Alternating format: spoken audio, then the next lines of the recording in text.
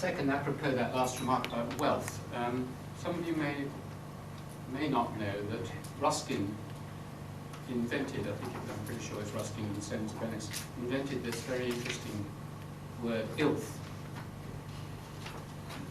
I think I probably came across it in Mumford. And it means the opposite of wealth. And the moment you use the opposite of it, you begin to see what wealth must be, that it must be more than the things we heard about in the dictionary, because ilth he defines as things like war, poverty, ugliness, inequality, all those sorts of things. And if that's the opposite of wealth, well, wealth is all sorts of things beyond anything financial. It's much more like the 18th century sense of wealth, used by, as in the wealth of nations, which is well-being, and that might be spiritual, material, or otherwise. Anyway, I hope by now these things have been passed around to you. We'd like to have a little time for comments on Jerry's excellent and Howard's excellent papers. So I'll probably only go on for about 20 minutes or so. What I would like, if it's possible for you, there isn't a great deal of time gaps in this conference, but we will have the whole last session in the morning where we can bring things together. And if you had a chance to read through this and make your comments, what I'd really enjoy as I'm leading that session, perhaps I can engineer it, is to allow everyone in the room to make one or two comments about this, what I just handed out. So if you can have a chance to read through it before then and scribble things on it, if you can give it back to me with scribbles on it, that would be even better. And I promise to give you another copy if you want one. So just say, no, this is rubbish, or that's not a very nice drawing, or whatever you like, all over it. Because what this is, and I'll just go through it quickly enough so that you can get the overview. This is a visual appendix to a book that Jerry and I are hoping to start working on. Some 3 or 4 years ago, Simon and I were involved in a television project, and part of it was a seminar in this college, and 5 academics sat around a table, and the producer, David Dugan, said to us, look, you may be talking to other fellow academics, but the people who are watching it, 2 million people we hope will be watching it, are not academics. You must remember that you're speaking to them, not to each other. So he invented this device.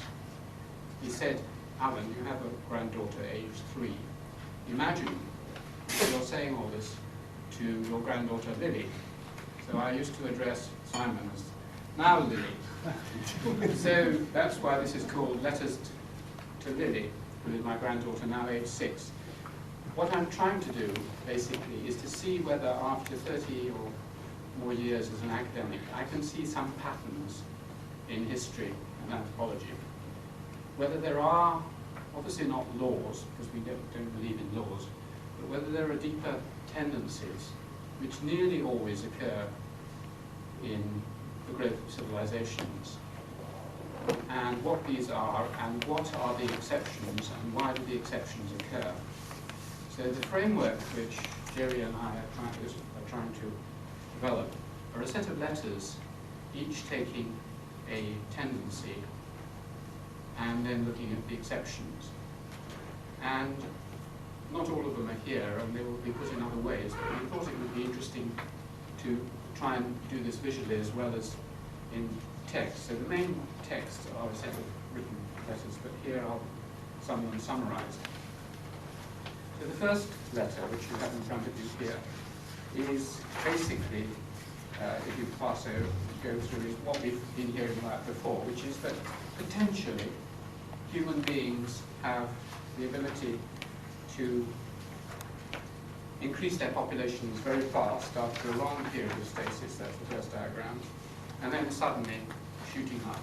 That's a tendency of human populations. And then the second diagram is the one we've seen twice at Jerry's.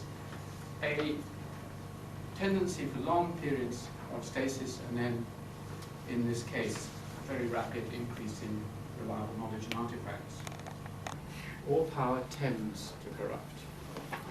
Absolute power corrupts absolutely, because once you've got to absolute power, there's no counter-checks, but tendency is there, and that, of course, feeds into the stopping the triangle going round. Both these traps feed into that. Now I want to spend just a little bit more time on the last part, which fits in more with glass, which is the mental and moral tendencies.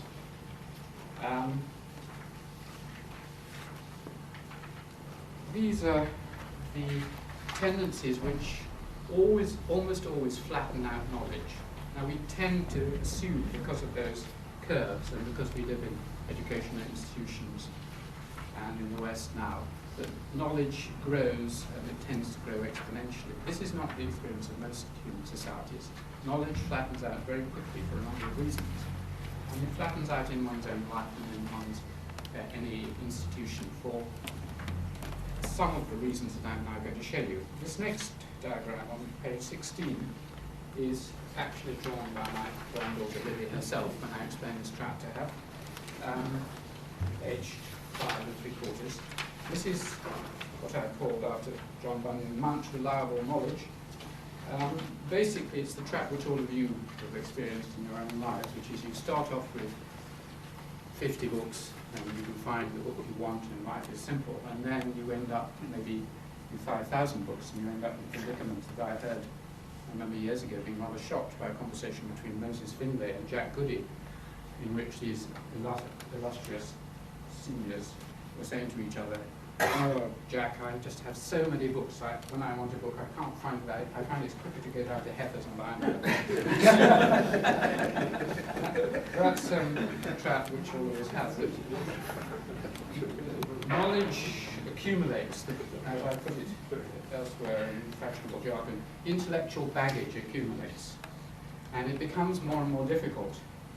Not just the baggage, but the technology. I mean, now I was talking to Professor Gabriel Horn at this college, who was a great biologist, and he was saying that in order to write a 500-word review of a book, he had to spend 3 or 4 months now skimming through everything that had come out in the last year since he last thought about this subject, because so much was coming out. He just couldn't keep up with it, and he had to get up to date. So the weight, the exponential growth of knowledge, causes us to be lumbered more and more and more in these ways. So that's one sort of trap, that knowledge becomes more and more difficult to find because we have more of it.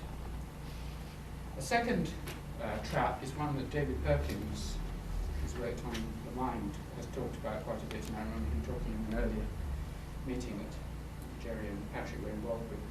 And that's the oasis trap at the bottom here. Basically, you have an area of reliable knowledge which you know works and is effective and you can control. But where do you go from there?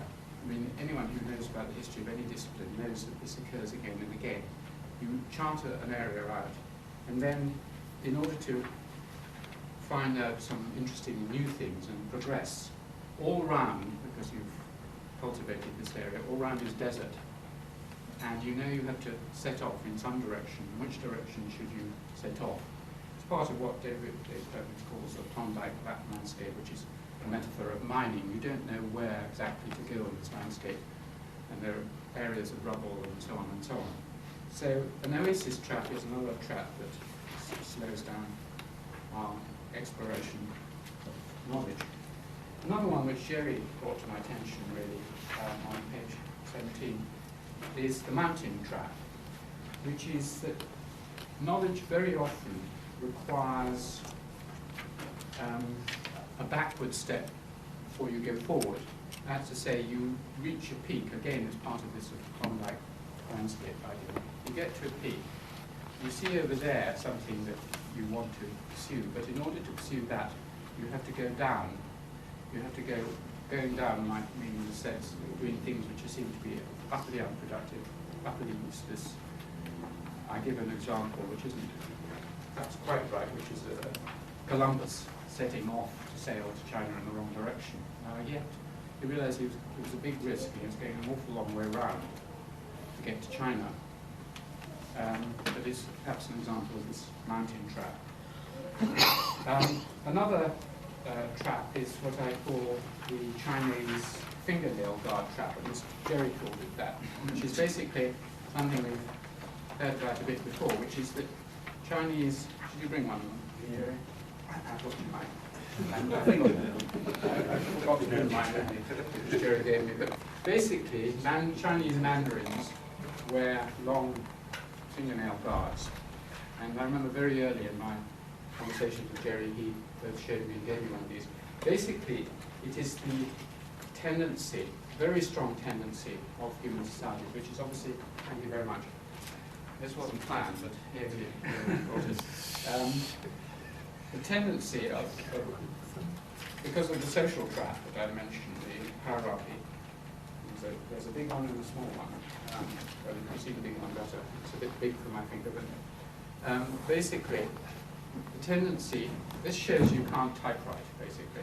And other things, or do very much agriculture. It's clear with a fingernail like that, you're neutered. It's the same effect as the Chinese bound women's feet. They're basically neutered from any practical activity. And this tendency towards what Howard was talking about, which is towards service industries, is an example of this. You move away from material production towards services or thinking or meditation or whatever. And so on the page 18, I've done this as an overlap, firstly, between material, practical, productive activity and intellectual, theoretical, reflective activity on one side, where the triangle is incorporated to white collars and blue collars, which is a symbol of this. You don't get your collar dirty if you're a white collar. You do it for your blue collar. That separation